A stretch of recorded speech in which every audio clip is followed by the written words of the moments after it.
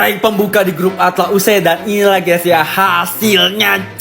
Buset dah guys. Yang pertama guys ya, sangat-sangat disayangkan guys ya, negara tetangga kita berjersey kuning guys ya, Malaysia harus takluk dengan Filipina dengan skor 2-0 cuy ya.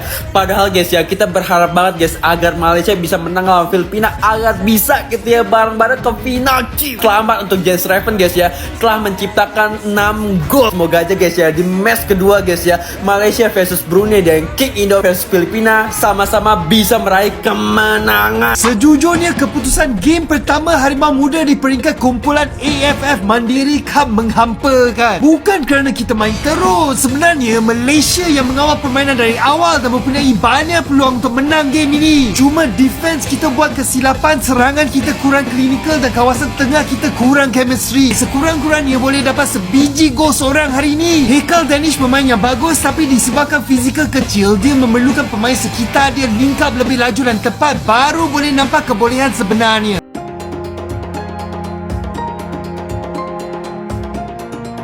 Timnas Malaysia U23 menghadapi kenyataan pahit di laga perdana Grup A Piala AFF U23 2025. Secara mengejutkan, Harimau Malaya Muda takluk 2-0 dari Filipina. Kekalahan ini sontak membuat para pundit sepak bola Malaysia terperangah dan kekhawatiran peluang tim usaha Brett Maloney untuk melaju ke babak selanjutnya. Di sisi lain, Timnas Indonesia U23 tampil dikdaya di pertandingan pembukaan mereka. Skuad Garuda Muda berpesta gol dengan menghajar Brunei Darussalam 8-0. Kemenangan telak ini membawa Indonesia langsung memuncaki klasemen sementara Grup A dengan poin 3 dan selisih gol yang sangat impresif. Dengan hasil ini, posisi klasemen sementara Grup A, Indonesia dan Filipina sama-sama mengemas 3 poin, disusul Malaysia dan Brunei Darussalam. Kekalahan Malaysia dari Filipina menjadi sorotan utama para penggemar sepak bola di negeri jiran. Banyak yang tidak menyangka Harimau Malaya Muda akan kesulitan menghadapi Askals Muda, apalagi dengan skor 2-0. Ini hasil yang sangat mengejutkan dan mengkhawatirkan. Filipina menunjukkan perkembangan yang pesat, namun kekalahan Malaysia ini harus menjadi alarm bagi tim pelatih dan para pemain. Ujar salah seorang pundit ternama Malaysia dalam sebuah acara diskusi sepak bola. Mereka juga membandingkan performa Malaysia dengan Indonesia yang tampil sangat dominan. Perbedaan hasil yang mencolok ini semakin menambah kekhawatiran akan masa depan Malaysia di turnamen ini.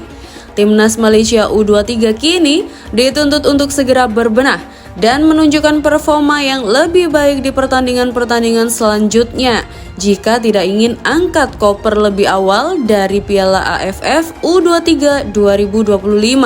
Sementara itu, Indonesia memiliki modal berharga untuk terus melaju kencang di turnamen ini. Pelatih Timnas U23 Indonesia, Gerald Vandenberg, menolak untuk meremehkan Filipina dan Malaysia meski tim asuhannya menang telak.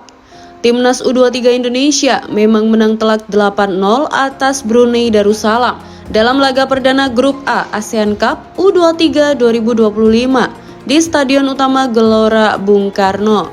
Skuad Garuda Muda meraih kemenangan dalam laga ini lewat 6 gol yang dicetak Jens Raven, kemudian 2 gol lainnya dicetak oleh Arkan Fikri dan Raihan Hanan. Tim Merah Putih memang pesta gol dalam laga ini, tapi Gerald Vandenberg belum begitu puas.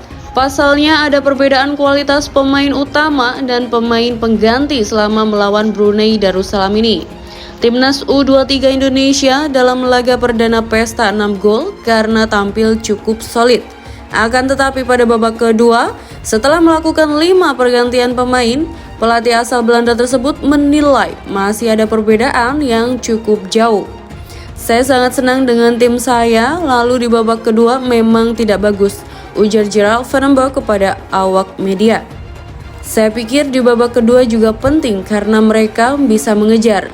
Namun saya pikir secara keseluruhan saya senang, ucapnya. Pelatih berusia 61 tahun itu mengaku bahwa permainan babak pertama memang berjalan sesuai keinginan. Namun pada babak kedua memang masih banyak kekurangan sehingga harus diperbaiki ke depannya. Apalagi masih ada 2 pertandingan lagi di penyisihan grup ajang yang dulunya disebut Piala AFF U23 tersebut.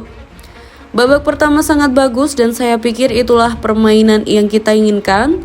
Saya pikir jarak babak kedua sangat besar. Kita akan bekerja untuk itu. Jarak harus mendekat, bekerja dengan baik hari ini, pemain pengganti pun juga sama. Jadi kami harus berupaya agar tidak jomplang ke depannya.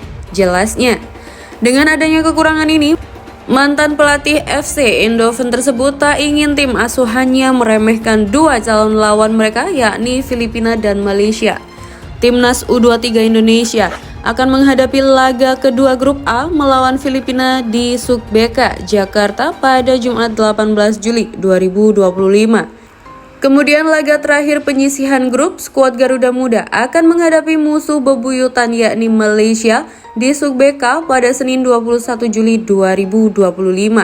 Setelah mengalahkan Brunei Darussalam dengan skor telak, Gerard menilai bahwa Filipina dan Malaysia juga lawan yang bagus. Ia menilai bahwa Harimau Malaya Muda dalam kontra Filipina memang kalah. Akan tetapi, ia menilai tim asuhan Nafuzi Zain tetap menunjukkan penampilan luar biasa. Oleh karena itu, tim Merah Putih dilarang meremehkan lawan dan harus mempersiapkan tim dengan maksimal. Pertama-tama, saya pikir laga antara Filipina melawan Malaysia juga pertandingan yang bagus, jelas Gerald. Sejujurnya Malaysia di laga tadi kalah 0-2, namun mereka menunjukkan bahwa mereka adalah tim yang bagus. Mantan pemain timnas Belanda tersebut bahkan menekankan tim asuhannya bakal menampilkan yang terbaik agar bisa meraih kemenangan. Jadi kita patut mempersiapkan diri untuk laga melawan Filipina dan Malaysia. Laga demi laga untuk mendapatkan poin dan menang, tegas Gerald. Namun itu tidak mudah, tapi kita akan mencobanya, tuturnya lagi.